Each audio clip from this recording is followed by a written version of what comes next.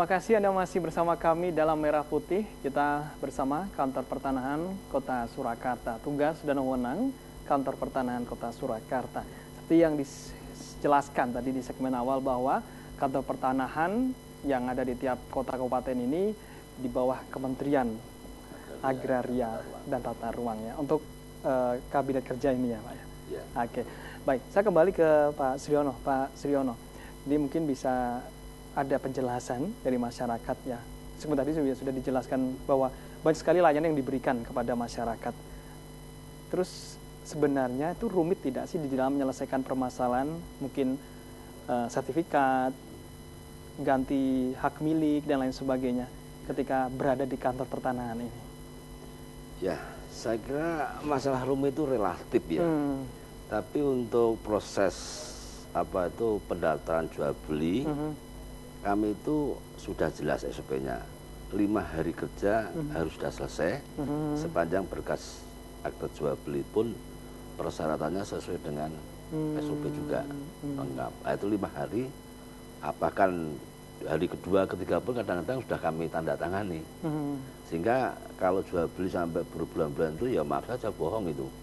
Karena kami di Solo ini sekarang sangat proaktif sekali, sangat peduli sekali terkait dengan permohonan pendaftaran masyarakat, terutama yang jual beli kayak turun waris, ya itu cepat pengecekan 1 hari pun jadi, ya. Itu disurvei juga dari kantor pertanahan ketika? Enggak, kalau kami tidak nyurvei kecuali pada saat pemecahan. Nah, kalau pemecahan mungkin agak lama sedikit karena itu diukur.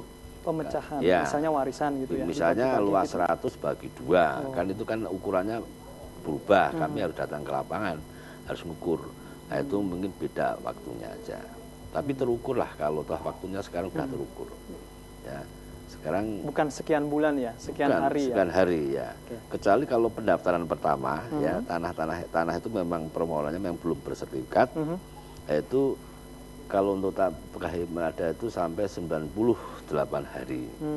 8 ya 3 bulan 8 hari. Ya itu SOP-nya begitu. Sepanjang tidak ada persoalan. Artinya tidak ada sengketa, tidak ada keberatan dari pihak lain. Masih ada ini pendaftaran yang ya, baru mungkin? 1, 2 ada lah, masih ada. Ya tadi mungkin sisa-sisa yang 6% itu. Ya, baik. Mungkin ada yang ditambahkan dari Pak Agus ini kaitannya dengan tadi. Asalkan kan tadi kalau syarat sudah lengkap gitu, tadi sekian hari jadi kan gitu ya. Syaratnya apa sebenarnya yang dibutuhkan masyarakat ketika mengurus untuk sertifikat baru mungkin? Ya, jadi kalau persyaratan yang seperti tadi disampaikan oleh Pak Kakan, bahwa kita itu sudah menjamin, punya komitmen yang tinggi kan ya, untuk memberikan pelayanan yang terbaik kepada masyarakat Solo. Dengan jangka waktu yang telah ditetapkan di dalam peraturan, misalnya 5 hari ataupun 7 hari itu hampir 99% terpenuhi. 99%. Oleh karena komitmen yang tinggi tadi, maka kami agar tidak leda-ledi, kalau istilahnya Pak Kakan leda-ledi itu pasti kita berikan tanda cap ya. Tanda cap 5 hari kerja selesai, 7 hari kerja selesai, dan itu diberikan kepada masyarakat di dalam kwitansinya sebagai tanda kami berjanji sekian hari selesai, kan gitu ya. Nah kalau itu nanti tidak terselesaikan, berarti kami bohong, kan gitu. Nah itu enggak. Kalau bohong dapat penalti enggak? Oh kalau penaltinya pasti bukan dari pasti dari masyarakat sendiri. Iya.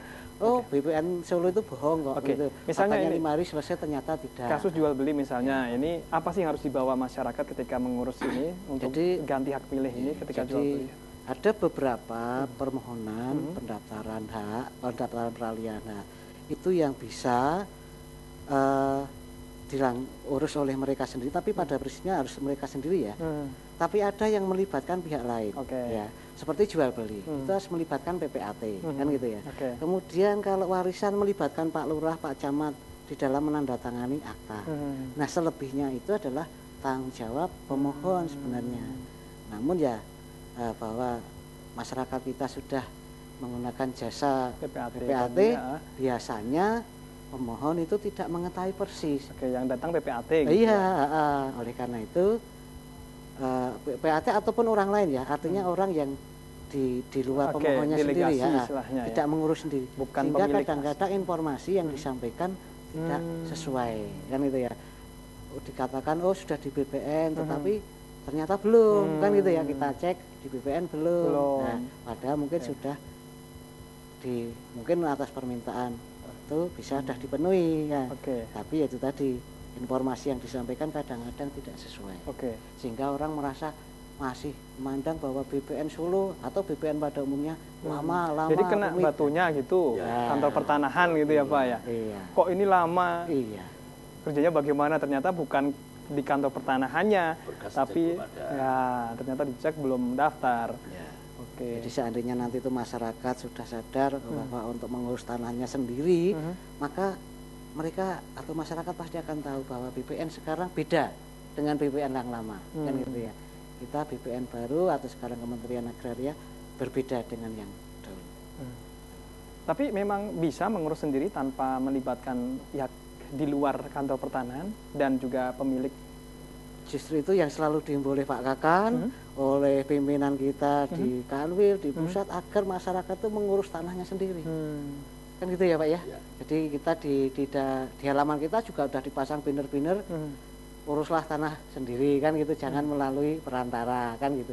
Kita pasang dan selalu dipasang di dalam banner-banner. Oke, jadi asalkan berkas ada, semuanya itu memenuhi. Dan benar. Tadi sudah di stempel berapa hari jadi kan gitu. Itu memang ya Pak. Sudah berlangsung lama hal seperti itu? Sudah berlangsung lama. Lama. Jadi stempel berapa hari? 5 hari, 7 hari. 5 hari, 7 hari. Tergantung apa jenis pelayanannya. Kenapa mungkin itu bisa lama di kantor pertahanan tadi? Mungkin 7 hari, tidak 5 hari, itu karena apa? Pelayanan yang apa itu? Yang agak sedikit lama gitu. Ya, kalau memang 7 hari itu sudah kayak hak tanggungan itu 7 hari harus selesai. Tanggungan. Kalau peralihan hak 5 hari harus selesai. Sepanjang tidak ada masalah. Artinya berkas lengkap, dia sudah terbayar, pajak-pajak sudah terbayar, persyaratannya sudah lengkap, 5 hari sudah selesai. Biaya itu berbeda-beda, itu berdasarkan apa Pak? Biayanya berbeda-beda, tergantung nilai JNT, nilai zona nilai tanah, objek tanahnya. Itu beda-beda. Jadi tidak semua nama harganya biaya sama enggak? Sama tidak ya. Kan begitu ya. Tergantung jadi JNT. Tergantung JNT. Mungkin balik nama di Sampriati dengan yang di sekitar sini beda. Nah, karena memang sana JNT-nya tinggi. Jadi JNT apa gitu? Zona nilai tanah. Zona nilai tanah. Sampai itu juga NJOP-nya kan beda kan. Sampriati dengan Mojosongan beda. Nah, itu yang mengakibatkan yaitu beda. Pajak pun juga beda. Biaya itu biaya pengurusan. Ini saya ingin tanya tentang harga tanah ini Pak ya. Ini apakah ada keterlibatan dari kantor pertanahan di dalam menentukan harga tanah? Oh ini di Sampriati sekian, yang di sini sekian begitu.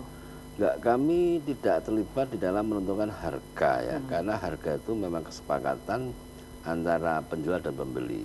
Dan harga itu bisa beda, itu mungkin faktornya macam-macam. Karena kelas jalan, lingkungan, infrastruktur, itu juga mempengaruhi. Jadi yang mempengaruhi harga tanah itu karena nilai tanah jadi tinggi itu karena infrastrukturnya memang beda. Ya mungkin beda Sampriati per meter, sana sudah harga umumnya sekitar 25 sampai 40 juta per meter. Ya mungkin di daerah Mojosongo di jalan TATV ini mungkin sudah sekitar 3 sampai 5 juta umpamanya begitu. Jadi kami nggak menentukan. Ya menentukan justru harga pasar masyarakat sendiri. Masyarakatnya. Ya. Tapi informasi harga tanah. Ya kalau informasi informal kami kadang-kadang tahu. Di sana itu kurang lebih sekian pasarannya. Jika di Piro sekian, Banyuwannya sekian. Hanya perkiraan saja. Dan itu tidak jauh beda biasanya. Tapi sifatnya kami informal ya, nggak formal. Jadi nggak berani menentukan harga di sana sekian. Nah, nanti kami bisa sekitar sekian gitu perkiraan saja. Perkiraan. Jadi nanti eksekusinya berapa pembeli dan penjual itu. Iya, penjual. Kalau memang dia harga tinggi dia mau ya silakan saja.